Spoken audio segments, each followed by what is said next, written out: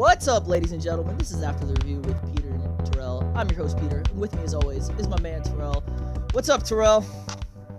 How's it going, man? How was your weekend? It was good. It was good. It was very eventful weekend in sports, especially. So let's just hop into it. The weekend started early on Thursday night. Everyone's talking about it. The Myles melee, if we're calling it.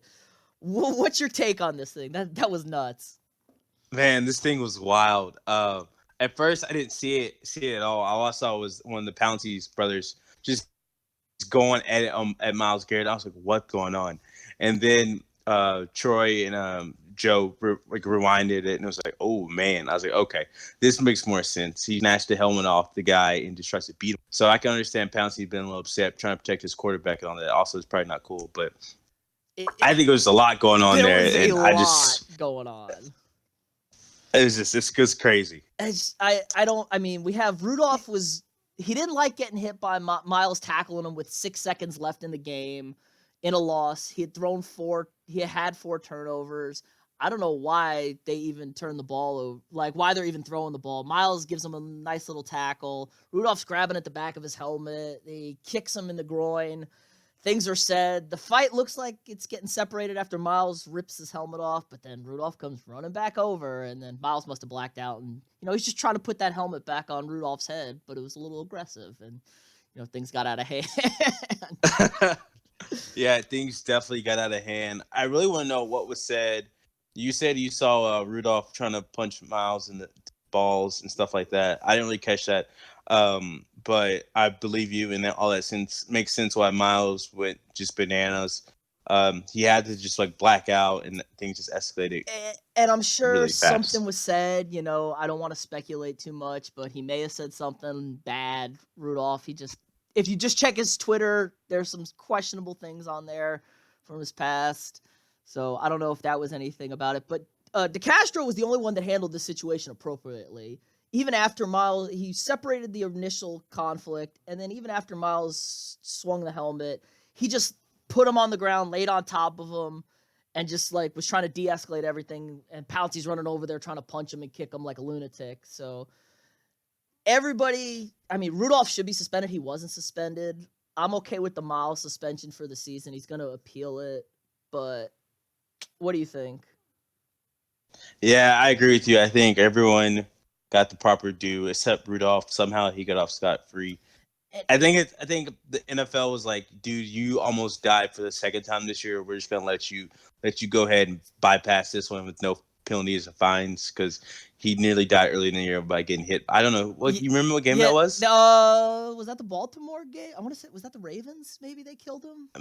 Somebody killed. Maybe it was the Ravens game. The pitcher. It's one of my favorite pictures with him without his face mask on his helmet. Face mask, yeah. He looks like maybe somewhere. He should be. We definitely talked. Yeah, we definitely talked like about a short bus kiss or something like that. Yeah. I don't know if we can say that. It's 2019, bro. But what I had a real issue with is when he runs over there after the fight separated, and when he gets bopped on the head, he just throws his hand up like nothing happened. Okay, if someone hits me on the head with a helmet, either A, I'm going down because I'm hurt, or B, I'm gonna kill this. I'm going after him because he just hit me in the head with a helmet. I'm going to kill him. But no, he's like, look at me. I didn't do anything. That really pissed me off. And his post-game presser, he was a pompous dick on top of it. I don't know. He did it as if a flag would have saved him. Like a penalty flag at this point is saving him from getting his ass beat. Nah, man, you out here we're men, right? Yeah. I know what I would do. I'm trying to kill that guy. You're trying to kill that guy, right? You're at least going after him. Or you're going down if you're hurt. If you're actually hurt, you're just going down. 100%. So. But we'll see how that goes. But then we'll see how that finished playing out. Myles done for the year, most likely. Maybe some next year. Hopefully Rudolph gets his just desserts because he was definitely an escalator of the whole situation. But then on Saturday, the big news from Saturday, we got to talk about it. Tua and the hip. Tua dislocated his hip and fractured part of his wall and broke his nose apparently on the same play. But his career at Alabama's done. Broke his nose, concussion. He's done at Alabama. The family legacy isn't done though. Got the brother there. That's right. That's sad. The sad. No, he's already there. Coming as the starter. Oh, next coming. year. Coming as the starter. Yeah, it's definitely sad to see. prayers up for Tua. Hope everything's okay. All signs are good. They say he should make a speedy recovery. Yeah, that's what I I just don't heard know too. where this puts Bama. We got to really see what Mac Wilson or whatever. I don't even know what his name is. It's just his first name Mac or something like that. Jones, maybe? Mac Mac Jones, Jones, something. Who knows? something, We're about to whatever. find out. We'll figure out. Um, we'll, we'll figure out what he can do if he can lead this team to hopefully sneak in the playoffs and make a run. He's really got to come up and show big against these next two games. I'm pretty sure they play. They got Auburn left on the schedule. I'm sure. And They got someone else. They have I don't Western know. Carolina. They have Western. Oh, is that they next week? Yeah, they have a cupcake next week to Oh, figure that's things good. out. That's good. Yeah, I feel like always things work out for Bama and like perfect timing for everything. Lose my quarterback, no worry. My backup quarterback can play Western Carolina and to get a warm up game before I go to play Auburn. Lucky guys. But yeah, it'll be interesting to see where Bama goes from this. I feel bad for Tua. I think he still might be my number one overall pick. You're taking him one still? Well, I don't know. I'm not a doctor. I'm not an NFL team. I'd like to see what how bad this ankle situation is, since he had the surgery twice. And I just gotta give an eval. But if all comes clean, it's like, yeah, dude's gonna be all right. It's probably my number one pick. Yeah, still. I think that was. I love Joe Burrow, but I'd like to check out the medical on Tua before I go. I think that was the first thing I texted you when Tua went down. Like, what does this do to Tua's draft? Like, is Tua still a top 5 pick? And I think the consensus was yes, just based on everything. I think Miami, Miami's been winning games. Miami takes them no matter where they pick. So it might help Miami a little bit because then they can sit them for an entire year, tank again with all those draft picks they have, and just, make the team better. And then Tua comes back 110%, hopefully. I know some people were comparing his injury to the Bo Jackson's injury early on, but the doctor said it was completely different. Bo kept playing on the dislocated hip, didn't know he dislocated it, made things 1,000 times worse. So the doctors were right there on the scene as soon as Tua went down, and that should have helped everything. I think Bama doesn't really move as far as the ranking go until what they look like. We'll see what they look like against Auburn. I think they're sitting at 5 right now in the college football playoff, and I think that's where they stay until championship weekend. So, do you agree? Yeah, I'm right there with you. I think they are, just, running the course. They do. And then we'll see movement late. What happens to Bama? They'll slowly just slide out of the picture, depending on how they play against Auburn. I mean, or, Georgia could lose, to whoever, or LSU could lose. LSU could lose, then Bama looks good, and they, get into a playoff spot. I think LSU's got to lose 2 to not get in. I think LSU's basically the only automatic lock. They'd have to lose to A&M and lose the SEC championship game to Georgia to not get in. Because if they just lose to Georgia, they're still getting in. Yeah, definitely. But A&M could crash. Hey, the Aggies could crash the party. We got at Georgia, at LSU the next 2 weeks. They could just go on like a not wedding crashes, but party playoff crash. Yeah, we're having a party. They beat Georgia and beat LSU and just shake things up. Do we put A&M in the playoffs? Oh, just for fun? No chance. But for fun. You know who becomes our best friend forever and ever is the Oklahoma Sooners if we do that. Because they're finding their way back into the playoff because Matt Rule and the Baylor Bears, they play one of the best first half of football I've seen played against the Sooners in a long time. They have a 31-10 lead at halftime? I thought it was 31-3. It was 28-3, but then it was 31-10 by the half. I think they added a field goal right before the half, and the Sooners got a touchdown. But it was 28-3 in the second quarter. You're right. Yep. So you're right. We all know the rule when it's 28-3, right? That's not a good number to have in football. If you don't know, Falcons Patriots Super Bowl. Look it up, kids. And the Sooners came roaring back in the second half to beat them 34-31. I don't know how. That's on the head coach, right? You don't score a single point at home against a mediocre defense in the second half. Yeah, it wasn't like, Oklahoma just went out there and figured Baylor out. I just think, they played a little better. Credit. Yeah, defense definitely played better. To Baylor's credit, Oklahoma did sit on the ball for a long time in the second half. I think Baylor got the ball back like 3 times, and each time it happened to go 3. So they really just methodically, moved the ball with the man in the middle, the man, the myth, the legend. Jalen Hurts, leading that team, played a horrible first half and a mediocre second half. Good fourth. I thought our segment of Jalen Hurts stat line or Jalen Hurts the GOAT, however you want to name the segment, was gonna go away. Stat of the week. What has Jalen Hurts done this week? Whatever that needs to be. But I thought it was going away because his first half was horrible.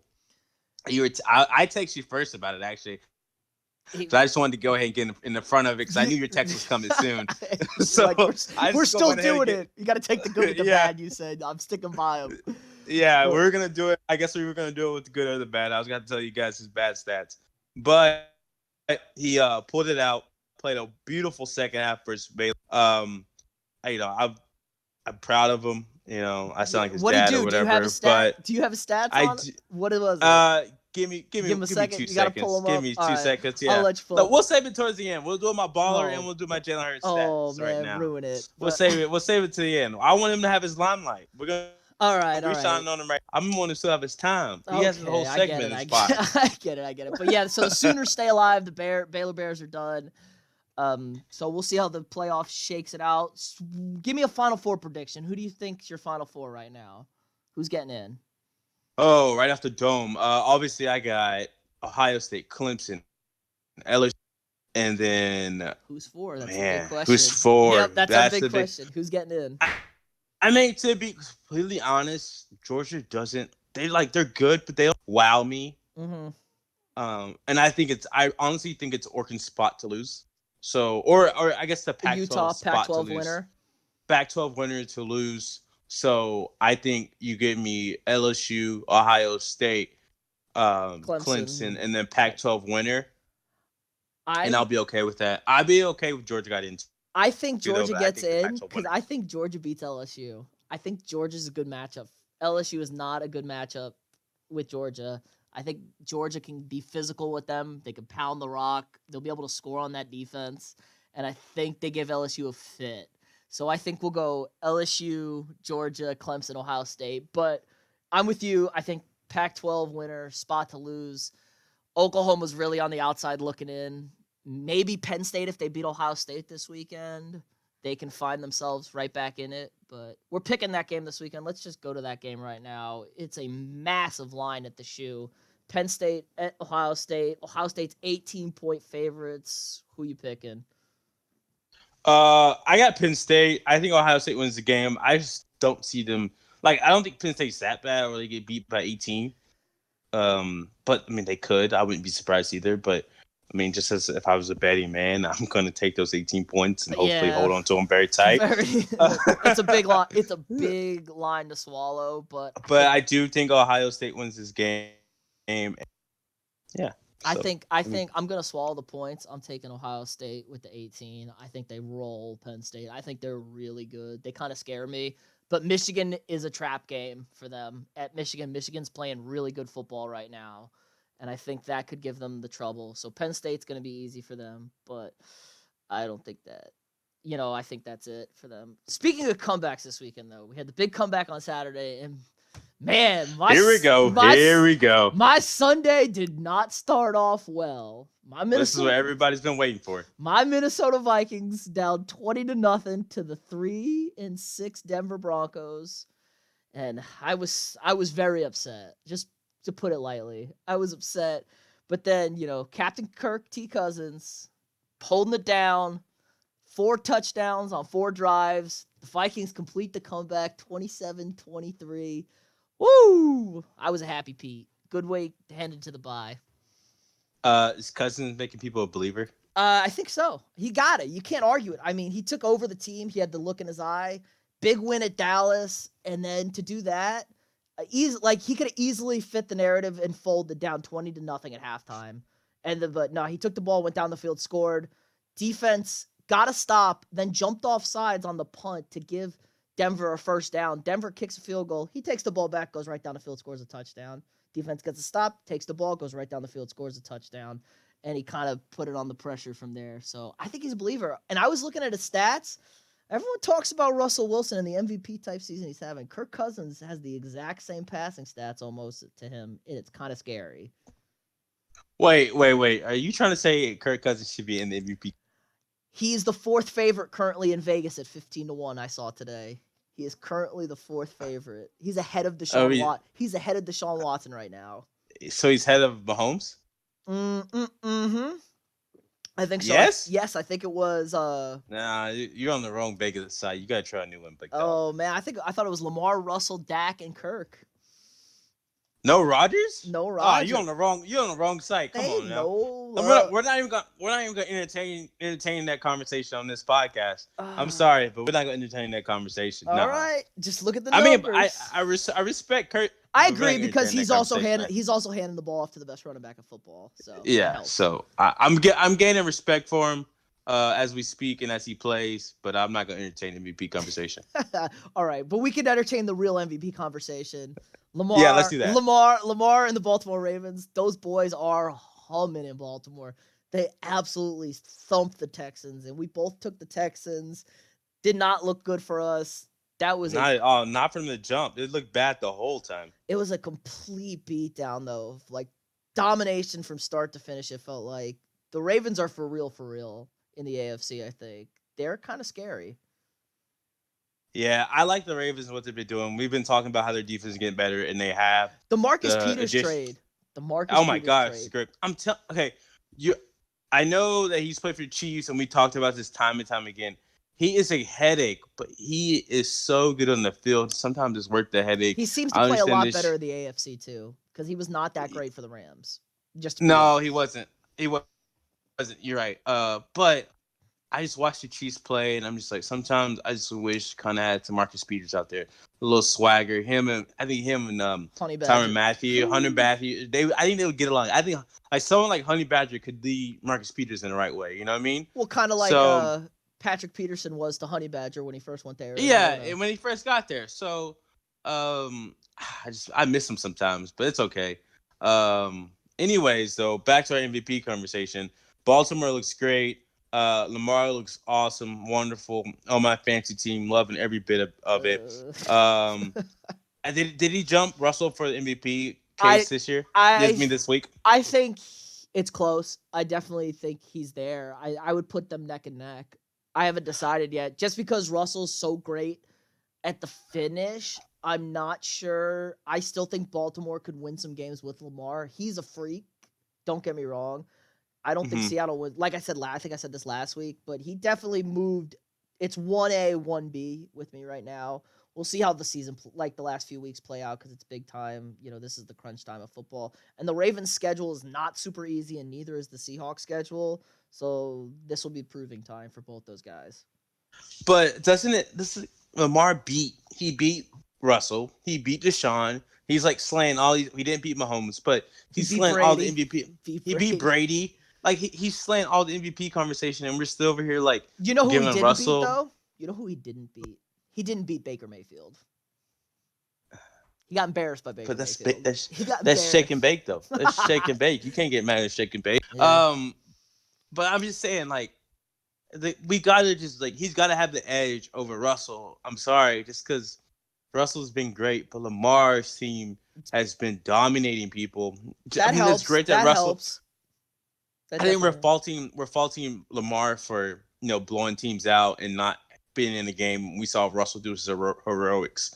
Like I think that's what we're falling in love with his MVP deal, and not just looking at it as a whole. Like this Baltimore team is just whooping people's ass. Well, that plays into it though, because don't you want to see if this offense and Lamar can win a tight game, maybe coming from behind, lead a big drive, because that's kind of a big deal, especially when it comes to the playoffs. You're not going to be beating teams by 40. I don't disagree. So I just want to see it. It hurts you. It just knocks you a little bit because you don't see it. Really? I think so because I don't know if it's a front-running offense. Like I think he can do it. I want to see him do it though. Well, we don't have MVP votes yet, so this is all true. just. It's fair, and we're not even at Thanksgiving. This is all here. Yeah, we're not, okay. That's true. Okay, but he's my leader in the clubhouse. Russell second. Rodgers is third. How about they're holding hands together? Like, can they be holding hands together? No, I got Russell. I mean, I got Lamar ahead. Okay, so. Fine. Way to hate. I'll remember that. I'll tell Russell. He's gonna find you in Seattle. He's coming for you. All right, but gladly to meet him. Yeah, another big play in this game though early was the pass interference no call on DeAndre Hopkins. Oh man, bad call. That was a bad no call. It was 4th and 2 early. first drive of the game. I think it was 0-0 still. And the Houston took a shot to Hopkins in the end zone, and Hopkins is getting held. The DB hits his arm down, pulls him down early before the ball's there.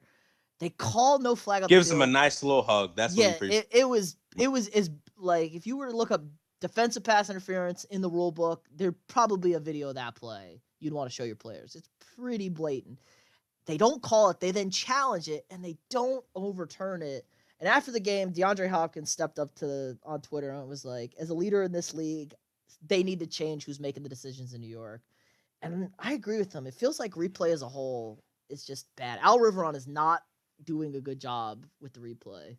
Yeah, we talk about this every week or every other week at least. It's honestly not just him up there. Honestly, it's no way. And then whoever's up there, it's obviously just a different person, which sucks because every person has a different judgment call. And it shouldn't be like that. For as much football as we watch, it feels like when we watch an NFL replay, we're right, 70% of the time, maybe 65% of the time what the call is going to be, and you and I should be right 95% of the time for how much football we watch and how much we know.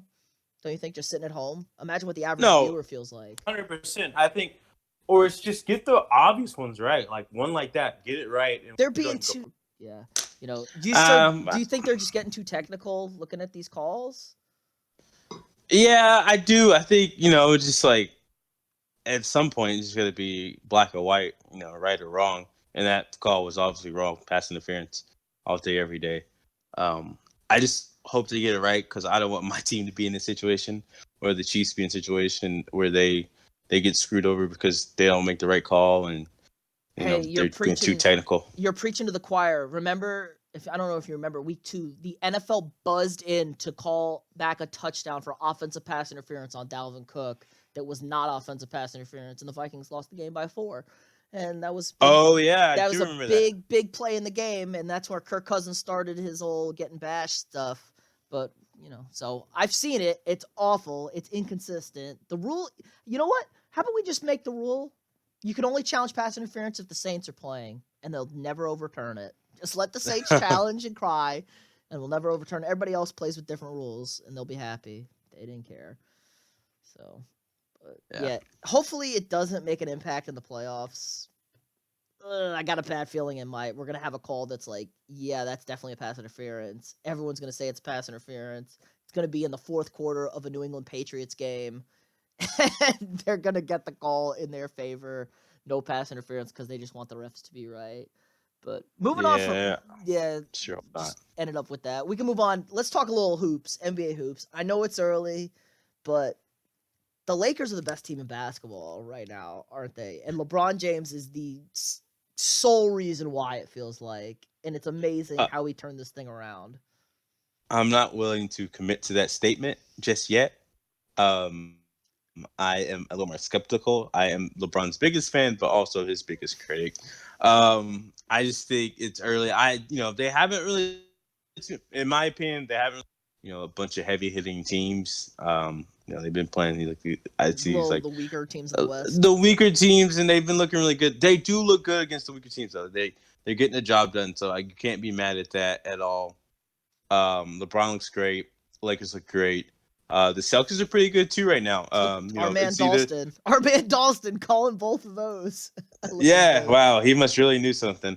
But yeah, I'm not really ready to commit to that. I'm excited about basketball though. A lot of teams are pretty good. The Suns are good. Mavs looking good. Luka Doncic is balling out of his mind. Monster. Man had 42 and a triple double tonight. Him and Giannis Antetokounmpo. I totally screwed that. There you go, the Greek Freak. I'm gonna say Greek Freak from now. I'm not even gonna try that at all. Or my MVP front runners. But yeah, basketball's great. The Lakers look good. I agree with you saying. LeBron looks great. It's just do it the whole year. I mean, LeBron at this level for the whole year is not ideal, though, right? Yeah, I know. You want this LeBron for the playoffs. But it's just amazing that everyone thought LA was a dumpster fire 4 months ago before, maybe the AD trade, like when the season was ending. They were a complete dumpster fire, and people questioned if LeBron still had it in the tank. Is he washed? What do we got? And this man's a walking triple-double at point guard. and he's really the straw that stirs the drink for the LA Lakers. I hope they keep it up. Basketball's better when LeBron and the Lakers are good, but we'll see. We'll see. I agree. This is not ideal for the long term. Hopefully, he takes a little break there in February like he normally does. Chillaxes a little bit. Let AD maybe run the show. Yeah, gotta keep AD healthy though. Shoot, you can't run the show if he's gonna be sit out here and there. Yeah, but he's definitely gonna need some low management type of games. Maybe they get to a point with their record where you can start taking a couple of games. Maybe there's like let's get off hot early, and then not really coast, but just find their sweet spot or whatever. So I much prefer that than them starting off slow. You're not fighting for anything but a top 4 seed, really. You don't need home court throughout if you're LeBron and AD and Dwight. You've got a veteran team, Danny Green. You just maybe want that first series at home, and then you're okay with going on the road. It doesn't really mean much to you at this point in their careers. No, but it's always nice to play in Staples Center. This is it's true, but the maybe stars, they still might come out and watch they still might be playing in the Staples Center if they're playing the Clippers. If that's the case for them, then that's fun. They totally love that. Turns into a home game for them too. That's true, definitely, because we know the Laker fans are going to show up more than the Clip fans, unfortunately. 100%. It's a Lakers town for sure. All right, let's get into our picks. We did okay last week. We went 3-2. OU we talked about kind of killed us with those 10 points, and the Texans, those two killed us, but everybody else delivered for us. And on OU, let's go ahead and just jump in. Jalen Hurts. You want to give him? Let's get Jalen Hurts. Let's do the Jalen Hurts stat of the week highlight. Yeah, we gotta get a jingle for that. Right. My man, 30 for 42, 297 yards, 4 touchdowns, 1 interception. Really bad throw and interception too, almost a pick 6. The amazing stat he had here was he rushed the ball for 27 times, 114 yards, but did not score a touchdown on the ground. And I think he had 2 fumbles. I'm not going to leave that out because we're going to take the good with the bad here. Lincoln Riley did look like he was trying to kill that man at a point. Lincoln, this isn't about a Jalen Hurts stat week this week. It's about his heart. You had to watch the game to see what my man was doing out here. He was taking on freaking linebackers, D linemen, safeties. They're trying to tattoo the man, and he was not giving it up. He was just smacking them left and right. I think at one point his freaking visor flew off. His visor got his helmet. His visor, the guy broke it, and they didn't call the face mask. I was like, "How do you think the visor broke, Mr. Official?" The official walked over and picked up the 2 pieces of the visor. It's like, you don't think maybe the guy ripped his face mask while he punched and broke it too? Yeah. So Jalen Hurts deserves all the credit this week. Unfortunately, he probably will not win the Heisman, but this man is balling out, and he will forever have a spot on this podcast. Oh, so let's go to our picks. All right, picks. Thursday Night Football, big one in the AFC South. Colts at the Texans. Texans 3.5-point favorites. I'm going with the Colts minus Marlon Mack. Where are you going? I got the Texans. I got Deshaun Watson bounce back game. Him and D Hop, they're gonna get it off and popping. Fireworks. H-Town. All right. They have never beaten Jacoby Brissett as the starting quarterback for the Indianapolis Colts, so I'm just going to leave that for you. All right, next game, we got the Seahawks at the Eagles. Seahawks coming off a bye. Philly coming off the loss at home to the Patriots, the one they feel like they probably should have won. Eagles are a 1.5 favorite. We're both going with the Seahawks. I can already tell, Mr. Yeah, we're going with our Russell. We're going to Seahawks. Second place MVP vote though, but we're going to Russell. Yeah, easy call. Coming off the bye, Philly doesn't seem that good. The Seahawks are definitely a good football team. Next game, big one. Can we get Carson Wentz some help, people? Please, can we get him some help? Other than the 2 big ass white tight ends, I love them. They're great, but we got to get them some help. Nelson Aguilar can't catch the ball. I don't know who else is out there. Is that Jordan Matthews they got? He ain't good either. He needs some help. Draft every receiver. Draft all the Alabama receivers, Eagles, and you'll be okay. Terrell, next I'm going to make this statement. You have better hands than Nelson Aguilar. As much as I tease you about your hands. Thank you. All right, big game. Cowboys at Foxborough playing the Patriots. Patriots 6.5-point favorites. You talked me into this pick. I was on the Cowboys, but you swayed me onto the Patriots. Break it down. Why?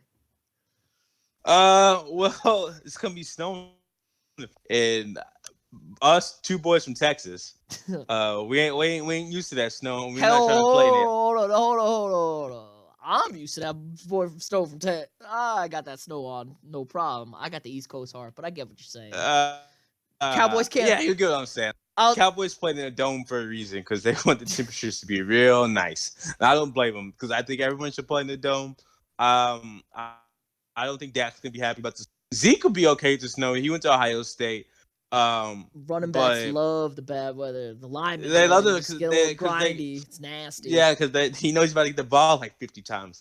But I think for the Cowboys to win this game, they need Dak to play at Dak level. I got a Dak special coming for you later in the pod. But I don't think it's gonna happen. So yeah, I got to take the Pats -6.5. The Cowboys defense has not been good this week, and is bringing up the snow. An ex-girlfriend of mine once told me we were playing an intramural game out in like 20-degree weather. She said Cowboys can't win in the cold, and we lost that game. So that will always stick with me. Cowboys can't win in the cold. So that's what also swayed me. Patriots, I like it. I'm sure some Cowboy fan will, they probably won't find us because, who knows who's listening to this, but I'm sure they'll be like, they beat the Packers in the snow before, or some BS like that. Something like that. Des caught it. Hey, Des caught it. Des caught it, or something like that. So, but anyway, I still got the Patriots -6.5 because that's something that they didn't like the snow. I don't blame them either. Good transition though. Speaking of the Packers off the bye, heading out to the Bay, San Francisco, Sunday night game. Niners 3-point favorites. I'm rolling with Rodgers. You're rolling with Rodgers. Rolling with A-Rod. Double check. There you go. Showing the belt, championship belt, running it in. Yeah. Niners have not looked good, and they're banged up as can be. They kind of squeaked by Arizona with a 10-point win. Really was a lot closer than that score indicated. They scored on the last play of the game with a fumble for a touchdown. But so the Niners haven't looked good 2 weeks in a row, and the Packers off the bye. I think they're going to be rolling. So I like the Packers getting 3 points here as well. All right, who balled out for you this week, T? Dak Prescott balled out for me. He has been playing great football the last. He had 444 yards, led the NFL in passing this week, 3 touchdowns, and the biggest stat of the game, 0 INTs. That's a big one. Held it down. Baller of the week for me. Keep it up, Dak. I'd hope you do this next week against the Pats. Prove me wrong. Yeah, I like it. Dak played great. Lions aren't the best, but he's been looking great. Dak definitely deserves that paycheck he's going to get. My dog of the week, Matt Rule, head coach, Baylor Bears. You finally had Baylor back on the map after all the program issues. You had a 31-10 lead at halftime at home and maybe a shot at getting into the college football playoff, and you let it all slip away. You looked overmatched. Lincoln Riley completely outcoached him in the second half. And that was a clinic from Riley and a really bad showing from Matt Rule. So Matt Rule, dog of the week, Baylor head coach. And, yep, that's all I could say about that. So that's tough. Yeah. That's tough, man. You can't do that at home on that stage. You got Kurt in the house. You got everybody watching. I'm watching. People figuring out about Waco. They all love Chipper Joanna. Games are again. And greatness and everything, and you can't lay a goose egg in the second half like that. You just gotta will your team to make some points and stop. You could lose the game, lose the game, but make Oklahoma do something crazy, right? Make Oklahoma score 5 touchdowns. Yeah, something. Do something. I want to give one more shout out to the Chiefs defense for bending but not breaking on Monday night versus Phillip Rivers in Mexico City. I think they would have had 4 INTs. 4 INTs for Phillip. He's 4 washed. INTs. Yeah, he might be washed, but he still give you a heart attack at the end of the game because I was like, for sure, I was like, damn, the Chargers are going to score and they're going to go for 2, and the Chiefs going to lose today. But they did not. They bend, but they did not break. Shout out to the Chiefs defense. They still need work, though. Yes, good way to head into the bye. And Vikings, Chiefs, also both in the bye on wins. It's good for both of us. We don't have to stress this week watching football. Yeah, our teams you won't get a homer pod next week, so it's great. Great, just all analysis all the time. So, but I think that's going to do it for us this week. Remember, if you enjoy our content, to like, comment, share, and subscribe. And we will see you all next week.